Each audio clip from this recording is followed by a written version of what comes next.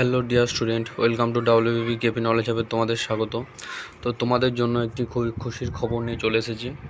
তোমাদের যে পুলিশ পদে যে 55,000 পদে যে শূন্যপদ আছে, যিনি আমাদের মুখ্যমন্ত্রী আছেন তিনি খুবই একটি বড় পদক্ষেপ নিয়েছেন। সেটি হলো তোমাদের হচ্ছে কি পুজোর আগে হচ্ছে কি 20,000 বেশি শূন্যপদের নিয়োগ।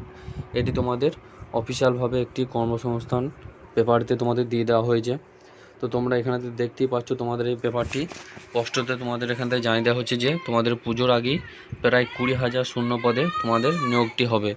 এখানে তোমাদের 20,000 বলতে তোমাদের এখানে Kolkata police, Paschimbanga police constable এবং সাব ইন্সপেক্টর অর্থাৎ এসআই পদেতে তোমাদের এই পদগুলির মধ্যে হচ্ছে গিয়ে 20,000 তোমাদের টোটাল হচ্ছে গিয়ে শূন্য পদ দেওয়া হয়েছে। অর্থাৎ তোমাদের হয়তো যেটা হচ্ছে গিয়ে ডাব্লিউবি কনস্টেবল তাতে হয়তো তোমাদের 12,000 প্লাস তোমাদের হয়তো ভ্যাকান্সি তোমাদের থাকতে পারে এবং টোটাল তোমাদের হচ্ছে গিয়ে 20,000 শূন্যপদ থাকবে। এখানে তোমাদের হচ্ছে গিয়ে পুজোর আগে নিয়োগটি হবে তোমাদেরকে বলে দেওয়া হয়েছে। তো অবশ্যই সবাই জোর কদমে পড়াশোনা চালিয়ে যাও, কেননা তোমাদের নিয়োগটা খুবই তাড়াতাড়ি হওয়ারই সম্ভাবনা দেখা যাচ্ছে।